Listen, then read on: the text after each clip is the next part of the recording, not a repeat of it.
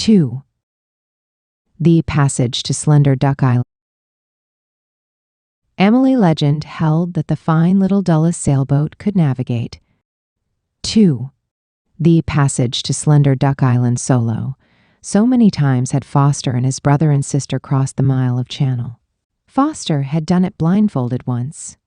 On Alan's dare, he'd landed the sailboat, furled the sail, then tied her down, all with Eleanor's red bandana kerchief over his eyes. Today, 15-minute. Eleanor had taken the windward post, Alan the lee, and Foster. The helm. Their maternal grandfather, John Watson Foster, once President Benjamin Harrison's envoy to the whole world, sat on the bench seat to Foster's left. A red and black blanket lay across the old man's knees, its edges curling in the rising evening breeze. This was Thanksgiving with the Dulleses, as ever it was. "And sun's racing us," the old man said. "There'll be a long tack home, Foster." The sun winked behind the clouds as the trees of Duck Island appeared dead ahead, skeletal fingers above the shifting gray water.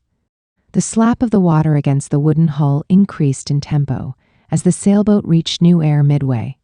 Eleanor looked back at Foster, who stood stone-faced, exchanging nautical small talk with his grandfather, the Crosswind, carrying their voices away from her. Alan sat like a Buddha in the shadow of the sail, out of earshot, staring into the horizon, lolling with the motion of the boat. Eleanor nipped back, along the gunwale, a nearsighted gamine, a foreshortened double of Brother Foster, with masculine hands and spectacle lenses so thick they could pass for quartz.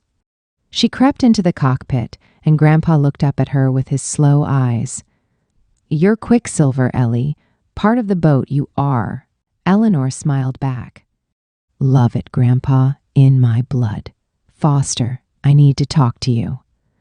Foster turned the tiller over to Grandpa and motioned Ellie into the claustrophobic cabin.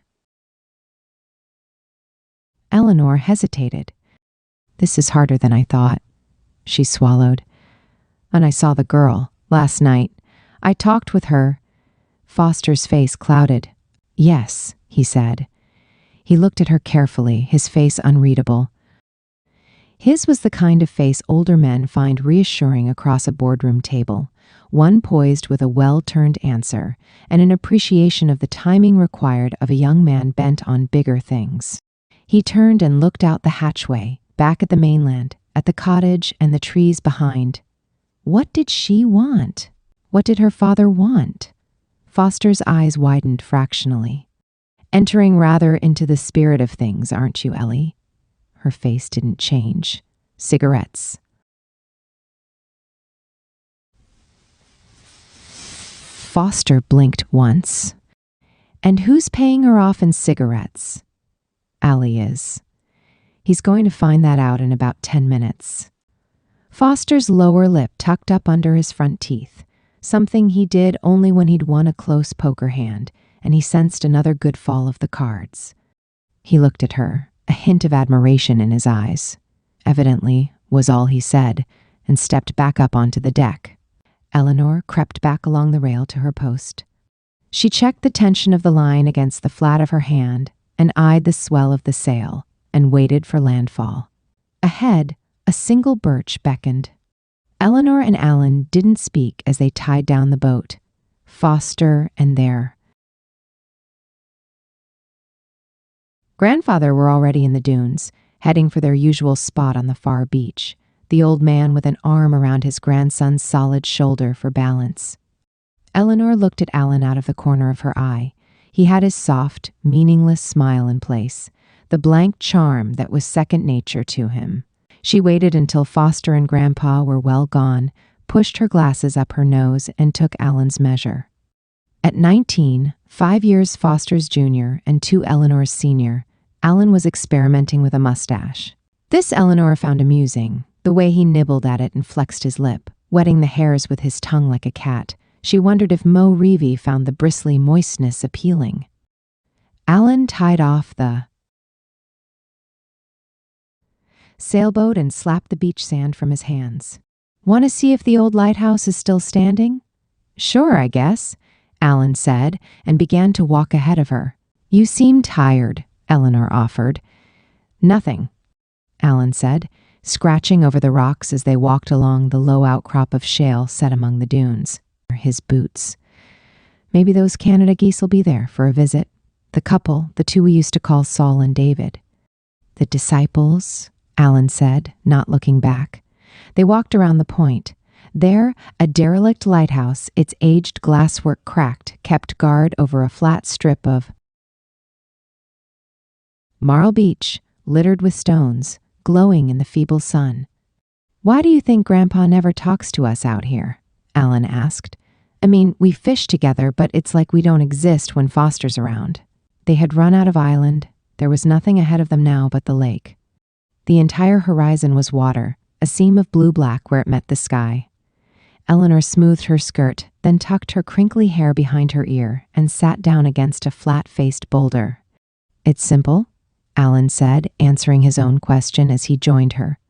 And Grandpa talks secrets only to Foster. Eleanor examined Alan's face for some clue to the emotions she sensed within him. At times like this, she reckoned he had no edges. He was a kind of mirage. With his old man's hollow laugh and mocking eyes. You have your secrets, Alan, she said. He sat very still. I saw last night. She said it quietly. I saw Mac and Mo Reevy come and go, and I saw Foster talk to Mac. I saw Idol. Alan mightn't have heard. We're on the island, she said. And me have to tell you everything. That's the rule. The island was haven to a pair of deer and a clutch of hardy mallards. No one knew how the deer had managed to swim the mile-wide channel from shore, so by default the island was named for the ducks. It was also home to a particular tree, the only birch in the island's stand of jack pine, the source of a secret sibling. Compact. A decade ago this weekend, Foster, barely 14, had held an oath swearing beneath the birch. He had extracted a dire covenant from his two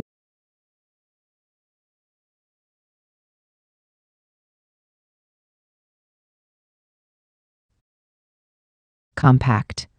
A decade ago this weekend, Foster, barely 14, had held an oath swearing beneath the birch. He had extracted a dire covenant from his two closest siblings, Alan, a wide-eyed 9, and Eleanor, half-blind in those days before her spectacles, tomboy bony and fast, all of 7. This is our witness tree, Foster had said in his mock. Parsons' voice in either of his listeners dared giggle. And anyone who stands beneath its leaves has to tell the truth to any question. So help me God. They had then pricked a spot of blood from one another's forefingers with the sewing needle Eleanor had stolen from their nanny's dresser drawer, and mingled the drops. So help me God, Eleanor had said, picturing the higher power as another Mr. Moxley. The taciturn, bearded counterman at the general store, and secretly rather thrilled at the daring idea of irritating him. Alan had blinked twice, swallowed, then muttered his assent in his trebly voice. I can't hear you, Foster had announced grandly, and Alan had to repeat his oath while Eleanor sucked her trickling fingertip. Alan turned toward her and opened his mouth, but no sound came, only a sigh. He wouldn't move, she knew that. He'd sit there, silent as fungus, his head cocked toward the sound of the waves. She told me she did it for 3 cigarettes. On a dare, sounds like to me, Eleanor said. I think her father caught you at whatever you were doing, and Foster saved your bacon. Alan seemed to shrink into himself. It was a schoolgirl bet, that's all. To see if you'd take the bait, Alan. You made a fool of yourself for 3 cigarettes. Are you going to tell Father? He said, still feigning interest in the gentle waves slapping against the shore. I haven't told anyone, she said, sharper now. I don't want Foster's good name tarred with the brush that's tarred you. Decent of you. And I happen to think the family name is worth something, Eleanor said. You might think about that too, next time. What next time? He rolled his eyes, then shifted his gaze to the low, dark clouds on the horizon. Eleanor blinked behind her glasses. A stray strand of wiry hair, prized loose by the breeze, fell across her face. "Oh, Alan. Surely you know yourself better than that. You and I both know there'll be a next time." Alan abruptly stood up and walked down to the water's edge. He picked up a stone and skipped it off the wave tops. "I didn't want to know any of this," Eleanor continued. "If there'd been no Mo Reevy, maybe right now you'd be sitting over there with Foster and Grandpa, talking perch and politics." Alan winnowed a handful of stones, chose one, sent it flying. "I know what you want more than anything." That caught him. He turned. "What's that?" But she was on the move, already making for the trees, her back to the beach on the plinking rocks, wet in his hand. To be taken seriously, she called over her shoulder. "And I know what you want," Alan said. A wet stone lolled in his palm. She continued toward the lone birch. His voice reached her, hoarse and loud. "You want to be pretty. You want boys to look at you the way they look at Mo. You want to have a boy sneak you into the woods and rustle your skirts." He spun a darting skimmer 20 yards along the wave tops, admiring the result for a lingering moment. Then he came toward her, the soft smile long gone. "You hear me?" Eleanor held one hand to her chest, a reflex. She found herself clenching her dress tightly in her fist. The first tear trickled free and pooled where her spectacles rested on her cheek. "You aren't pretty," he said, very clearly so she wouldn't miss a syllable. "And the boys would sooner watch paint dry as look at you. And that will never change." She made herself take a step, then another. "Move." She left him there. The island melted in her welling eyes, salt on the tip of her tongue, while her brother skipped stones, calm again, beyond penance. Alan mustn't see her cry. That was perdition. Eleanor sleepwalked along the spine of the short ridge, then down into the dunes that faced Canada, the sand leaking into her shoes, her skirts flying up to her waist in the wind. She didn't care. For some minutes she made herself observe the passing weather, looking for a rhythm to distract herself. Do mothers feel this way about their wayward children? She wondered. She tried counting waves, like sheep. It didn't work. The dune grass scratched the backs of her calves like uncut fingernails. She couldn't help herself. She felt perversely protective of Alan, as if, madly enough, he were incapable of protecting himself. This admission only made her angrier. Alan had little chance of escape. He was trapped in Foster's wake, a dinghy behind a schooner. So what? She chided herself. His fate, not hers. She faced no such dilemma, precisely because the world had little to offer her. Elder sister Margaret was the soft, companionable satellite of her mother. Younger sister Nataline, a spark plug. And her father's favorite, but so far in age from Eleanor, they led separate lives. No, to Foster and Alan, the ones who counted, Eleanor was the little sister, struck from the family equation when the political futures were essayed. Already her family didn't give her fair weight.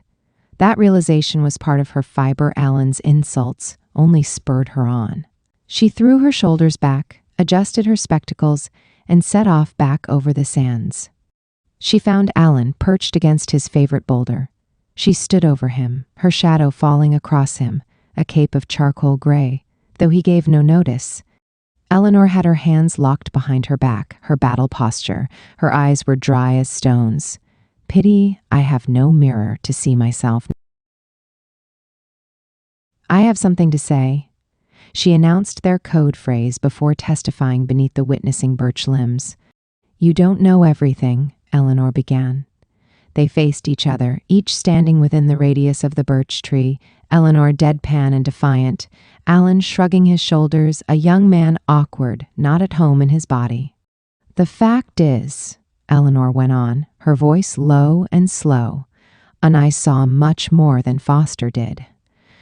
I talked to Mo Reevy last night." She let that one sink in. Alan's eyes flickered for a delicious moment, and she knew she had him now. That's right, Eleanor said. While Foster was stopping Mac from tearing you limb from limb, I was having a chat with Mo in the bushes. I guess, she said, ever more slowly. And you'd like to know what we said? Alan grunted. He shifted from foot to foot, a man with tight shoes. Alan, don't you ever insult me like you just did, Eleanor said. One word, just one, and Father knows everything. I don't care if Foster gave Mac Reevy $1,000 to shut him. $10, Alan interrupted, but Eleanor wasn't to be headed. To shut him up, Father will know exactly what you've done on your Thanksgiving break, Mr. Mann, about Princeton. She's only 15, Eleanor. Paused before adding quietly, and her father beats her. Alan looked at his sister blankly. So do you know what I did, Alan? I made sure Mo Reevy doesn't go behind her father's back and ruin us all to spite you. You're going to have to buy Mo Reevy a box of cigarettes every week to keep her quiet. I'm to deliver them. You owe me a quarter already. She waited for his reaction, then stuck her hand out for the quarter. There was none. Any possibility of a child? Alan stood there, a steer awaiting the hammer blow between the eyes. He shook his head. The two of them sat knee to knee on adjoining rocks, Foster endy his.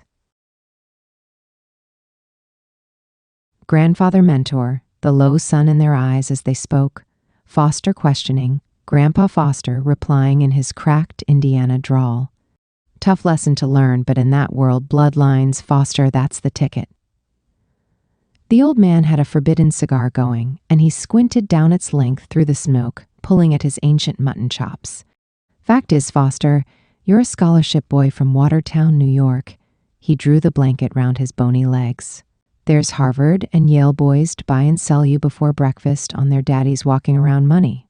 No, Princeton's bit of paper and your George Washington law degree mean damn in their eyes. Saw it myself. Without a Harvard law degree, without being shot at pretty good. By Johnny Reb, and without a few good friends in town, I'd still be conveying farm mortgages in Indianapolis, Foster. You need all three, and you got a handful of deuces when the social bets are down. He blew out a satisfying stream of smoke. The State Department's full of drones and smart suits, all running after the one or CWO men who really know which way is up. You want to be the one smart lawyer in a room full of diplomats. You want all the heads around the table looking to you for legal advice. Point? Foster nodded. Point, Grandpa. So you'll have to crack Wall Street from the inside, the crafty old patriarch said, lifting his lined face toward the lake breeze. I can ask around. See who'll take you on. See what you're made of. You'll start at the bottom, but after a few. Deals and a lot of midnight oil, you'll run rings around the pretty faces at State. Harvard law degree or not. The heart of the matter is business, Foster. Never forget that. Diplomacy is just the way in, but it's what comes after the diplomats are done that matters, the deal. Putting people in a small goddamn room, excuse my French, get 'em talking, keep 'em talking, knocking heads if you have to, make the deal stick, and you'll never have to litigate. How I made my fortune. The old man examined the smoke as it drifted away.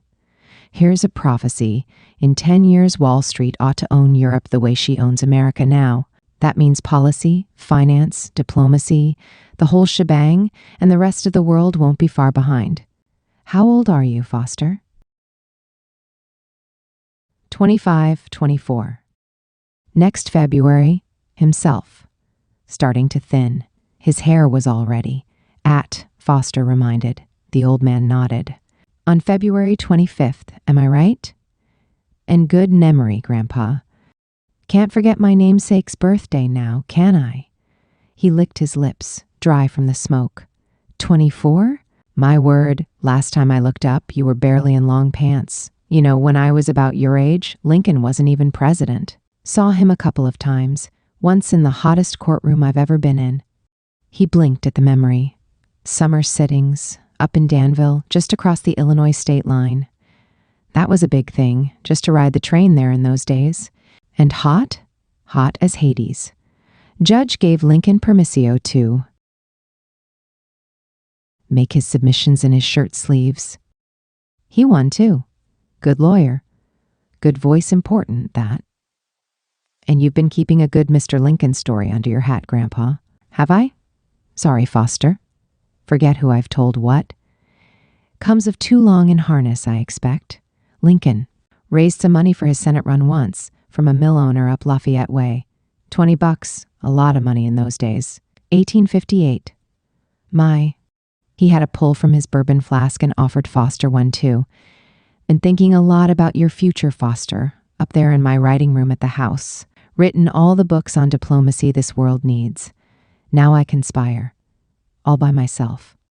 Foster laughed, and his grandfather waited him out. Well, I've been thinking about those railroads. Railroads? Foster asked. When for the railroads, there was precious little you'd business. Banks were small, not the huge affairs of today. The banks came and went like snow some years. Contract and criminal law was about it for lawyers, none of this corporate or international practice like now. No railways, no big banks, no steel. And these immense companies, U.S. Steel, Morgan's banks, they're not going to stop just because Teddy Roosevelt decided to kick them around with the Sherman Act. Recognize as. Supreme Court's just busted up Standard Oil, Foster replied. Word is American tobacco'll be next. I'd say the president's got the whip hand. That what folks are saying down there on Wall Street? Not on your life. Foster, what's a man do when he can't make a go of it in his own backyard? He moves on, Foster replied. The waves were crashing louder now, as the afternoon breezes freshened even more. Grandpa eyed the shoreline, nodding. That's right. You watch what these trusts do now. He licked his dry old lips and stopped to think. Rockefeller, Carnegie, DuPont, the meat packers, the coal and electric men, the oil men Texas way, those boys didn't get where they are sitting on their hands. They can taste the money just waiting overseas. Russia, Germany, everywhere the British aren't, and a few places they are. You watch where the smart money goes. Germany. Foster, Germany. Steel and coal and the Ruhr. Chemicals, which means they'll need oil, and oil we've got. There's your future. You verily steered me wrong, Grandpa. I did have something of a career once, Foster. Traveled the world for this country. Laugh it again, and his. Foster grandfather smiled. They were closer than father and son, the two of them, with a shorthand between them fast as a telegraph. Think like a lawyer first, but like a businessman second, and keep your eye on the world, not just the next deal down the street. That's the future, Foster, the future. He nodded to himself again, suddenly spent. His grandson took quick measure of the old man, his eyelids shut, pouched, and almost transparent with age. Foster reckoned Grandpa hadn't much longer. Be some funeral, too, between his law practice and his decades as an ambassador here, there, and everywhere. Grandpa Foster knew most of the influential men on the planet. Foster tugged the blanket around the old man's knees. He stirred himself with a fragile smile. Thank you, Foster, all last month. Cut quite a figure, the two of you, I heard tell. Unlovely young woman. Thank you, Foster. They tell me you were dancing with young Helen Taft at the Russian ambassador's ball last month. Cut quite a figure, the two of you, I heard tell. Unlovely young woman, Grandpa. But not for me. Grandpa Foster laughed and shook his head. You're a brave man. Not every young lawyer would walk away from the daughter of a future Chief Justice of the Supreme Court, my boy. Thought of that too, Grandpa. Got plans of my own. The old man shivered despite the blanket. It was time to go. I know you do, Foster. I know you do. You need me. Just ask. I'll get something off to Bill Cromwell. Fix things up. Keep my conspiracy on the boil. Hello, there's my granddaughter. Ellie. He waved at Eleanor, his roomy eyes squinting to hold her in focus. Want to see old lighthouse still standing? Sure is, Grandpa, Eleanor replied. A little more glass gone, but otherwise none the worse for wear. "Well, don't you stand tall, Ellie," her grandfather observed. "You look like the cat who ate the canary." Eleanor smiled at Foster over the top of her grandfather's head and winked. "Feathers and all, Grandpa," she said lightly. "Feathers and all. Allie's just coming, Foster. He said he had some thinking to do and a Lake Ontario November dusk, a rustle of bats zigzagging across a streak of turquoise sunset, and the silence of Chekhov's minute. 20 minutes past 7, and the dull silence of a family replete with holiday fare struck dumb while the maid cleared under Mrs. Dullis's not-so-indulgent gaze. She had a diplomat's daughter's sense of protocol. When they were younger, Eleanor remembered, these moments in her best blouse seemed endless, glacial, but she learnt early on not to fidget. This discipline she now took for granted, like memorizing scripture and singing in her toneless voice the hymns her father instilled in his children, necessary as air, even in the elastic Dulles version of Presbyterianism. Eleanor had witnessed the occasional battles that took place in her father's work, a minor virtuoso of the just divorce and the intricacies of Presbyterian politicking. Reverend Dulles preferred the manse library and the Kirk Sessions back rooms to the diplomatic compromises and passing allegiances that so enthralled his gifted elder son and his distinguished father-in-law. Foster, then a first-year law student, had accompanied Reverend Dulles of counsel in the matter of Morrison versus Morrison. Eleanor, freshly sighted with her new spectacles, had watched through the session hall's wrought iron keyhole. Grown men glowered at one another over the fate of Bessie Morrison, mother of 2, indigent, and seeking to rid herself of a miserable marriage to the town drunk. Reverend Dulles had won her case for Bessie, against odds, through the sheer spirit of his arguments, as best 12-year-old Eleanor could glean. She was not a spiritual girl.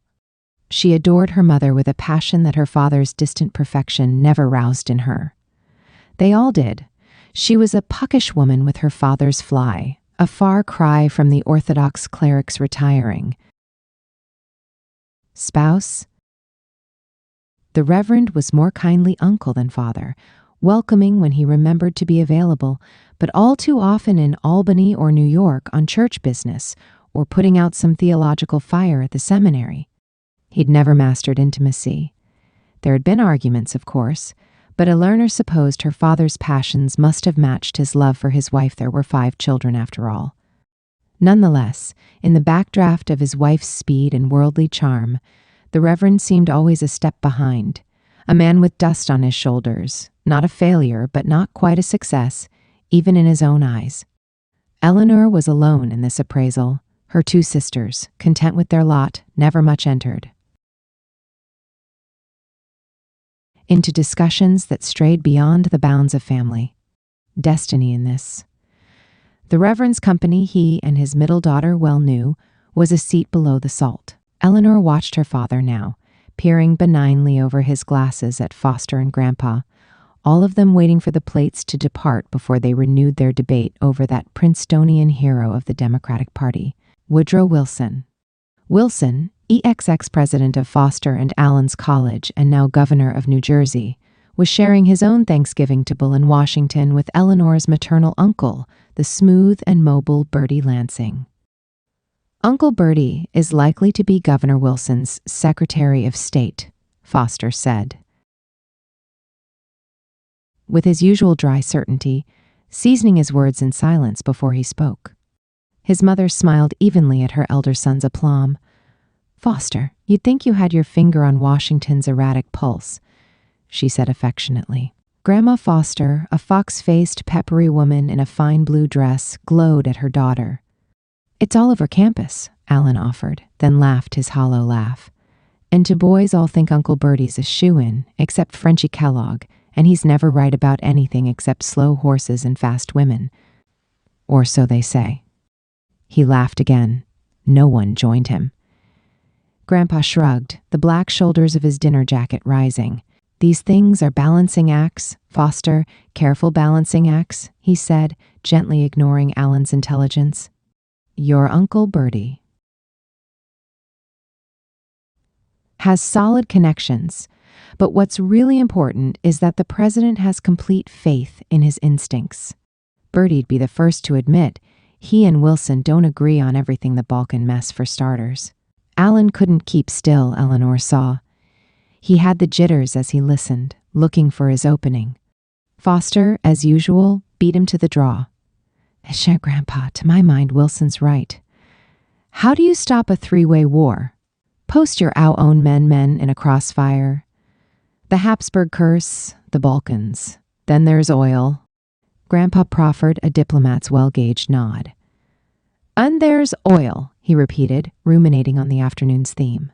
The Ottomans are sleeping on their oil, and the lumbering Russians drowning in theirs.